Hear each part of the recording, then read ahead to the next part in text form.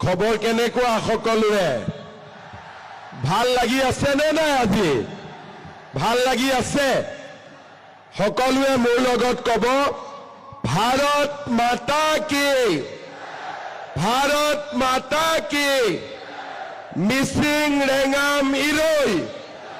মিচিং ৰেঙাম ইৰৈ বহুত বহুত ধন্যবাদ আজিৰ সভাত আমাৰ মাজত উপস্থিত ভাৰতৰ সন্মানীয় গৃহমন্ত্ৰী আমাৰ সকলোৰে প্ৰেৰণাৰ প্ৰতীক শ্ৰী অমিত শাহ ডাঙৰীয়া ভাৰতৰ কেন্দ্ৰীয় মন্ত্ৰী সৰ্বানন্দ সোণোৱাল ডাঙৰীয়া অসমৰ সন্মানীয় শিক্ষামন্ত্ৰী ডক্টৰ ৰণোজ পেগু ডাঙৰীয়া সাংসদ প্ৰধান বৰুৱা ডাঙৰীয়া সন্মানীয় বিধায়ক ভুৱন পেগু ডাঙৰীয়া নৱকুমাৰ দলে ডাঙৰীয়া ভুৱন গাম ডাঙৰীয়া মিচিং অট'নমাছ কাউন্সিলৰ CM পৰমানন্দ চায়েঙিয়াকে আদি কৰি মঞ্চত উপবিষ্ট বিশিষ্ট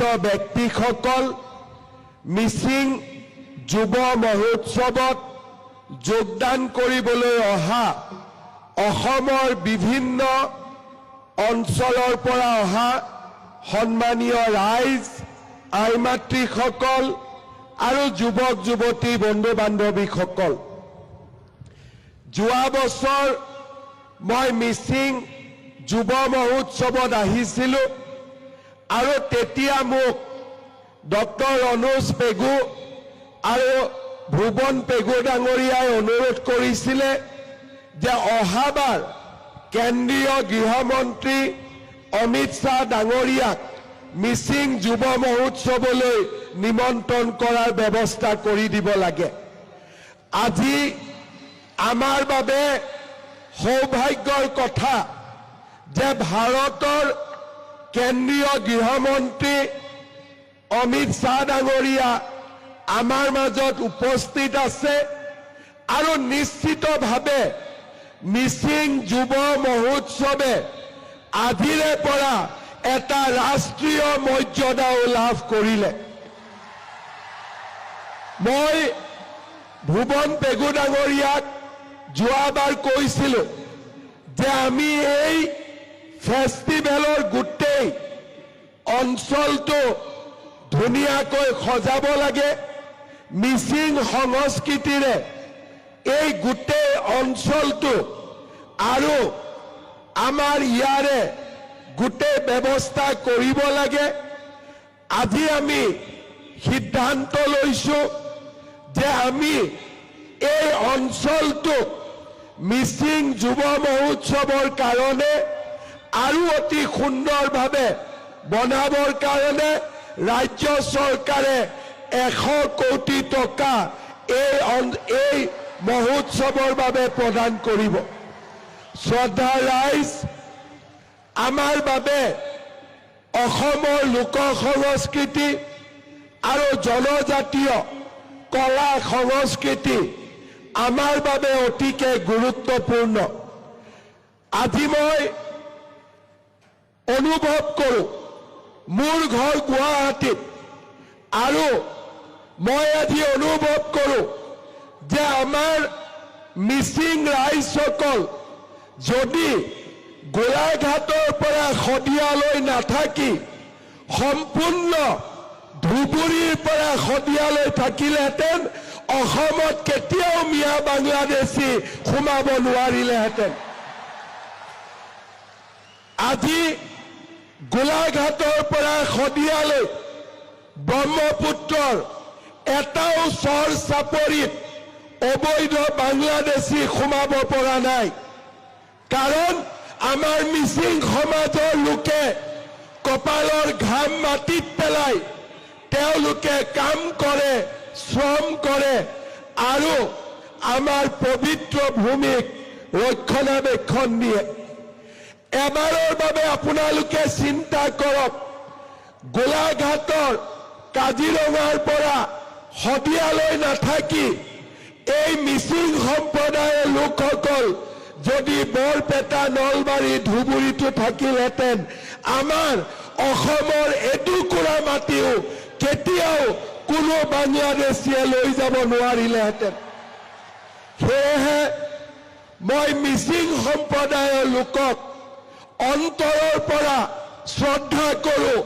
আপোনালোকৰ কৰ্ম সংস্কৃতিক মই সন্মান কৰোঁ, কাৰণ আপোনালোকে আমাৰ জাতিটোৰ প্ৰতি, আমাৰ অসমৰ প্ৰতি, অসমৰ কলা সংস্কৃতি ভাষাৰ প্ৰতি এক যুগমীয়া দায়িত্ব বহন কৰি আহিছে। কেইদিনমান আগতে মই মিচিং সাহিত্য সভাত আহিছিলোঁ আৰু তেতিয়া মই উল্লেখ কৰিছিলোঁ যে শৰাইঘাটৰ যুদ্ধত যেতিয়া লাচিতে পৰাক্ৰম দেখুৱাইছিলে, সেই পৰাক্ৰমৰ যুদ্ধত লাচিতৰ লগত বাঘ হাজৰিকা নাছিল, লাচিতৰ লগত মিৰি সন্দিকৈ আছিল, লাচিতৰ লগত মিৰি সন্দিকৈ আছিল। আজি অসমৰ যিসকলে বুৰঞ্জী লিখে তেওঁলোকে পাহৰি গৈছে যে শৰাইঘাট যুঁজৰ সময়ত মিৰি সন্দিকৈয়ে সমগ্ৰ পাণ্ডুত মোগলক প্ৰতিহত কৰিছিল।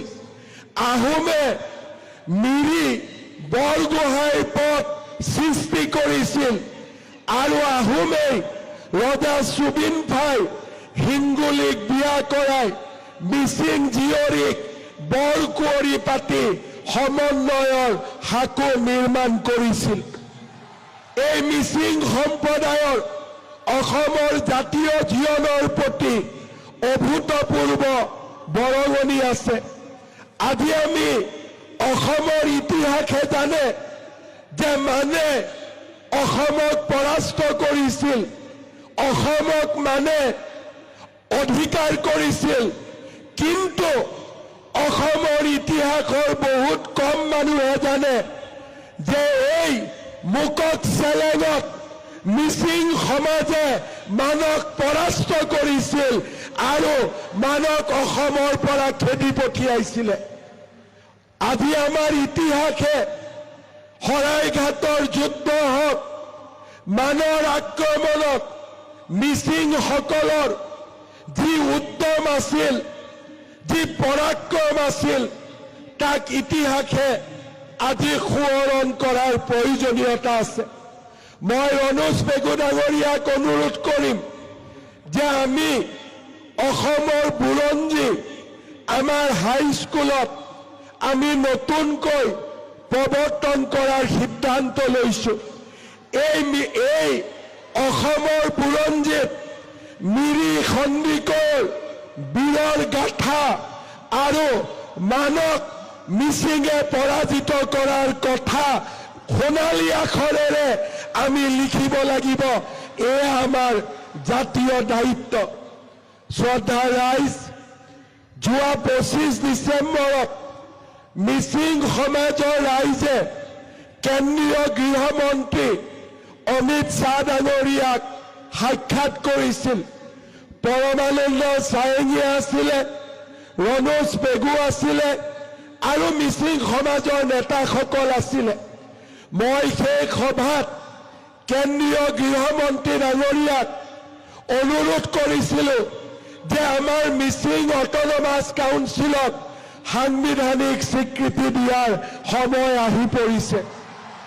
আজি গৃহমন্ত্ৰী ডাঙৰীয়াই সমাজৰ লগত কথা পাতি নিজেই ঘোষণা কৰিছিলে যে মিচিং সমাজৰ সমস্যাসমূহ সমাধানৰ বাবে তেখেতে ইণ্টাৰলকেটৰ নিয়োগ কৰিব আৰু কেন্দ্ৰীয় চৰকাৰ, ৰাজ্য চৰকাৰ আমি সকলোৱে মিলি এই সমাজখনৰ আশা আকাংক্ষাক বাস্তৱত পৰিণত কৰিবলৈ আমি একেলগে কাম কৰিম।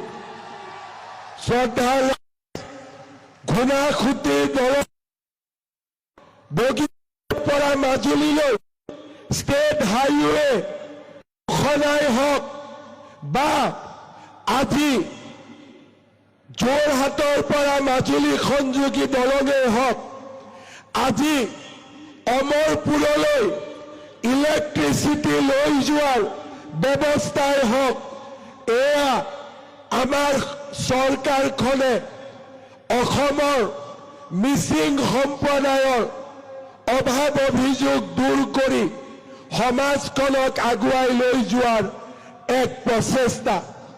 মই আপোনালোকক সম্পূৰ্ণভাৱে এটা কথা মই আপোনালোকক প্ৰতিশ্ৰুতি দিম, অসমত বিজেপি চৰকাৰে সদায়ে মিচিং সমাজৰ লগত হাতত হাত ধৰি একেলগে কাম কৰিব। জাতিটোৰ অধিকাৰ আৰু অসমৰ অধিকাৰ আমি সুৰক্ষিত কৰাৰ বাবে একেলগে কাম কৰিম। मैं आसाम भूमि में हमारे गृह मंत्री अमित शाह जी को स्वागत करता हूं। हमारे जो मिसिंग समाज का आसाम के लिए जो कंट्रीब्यूशन है, ये बहुत बड़ा कंट्रीब्यूशन है।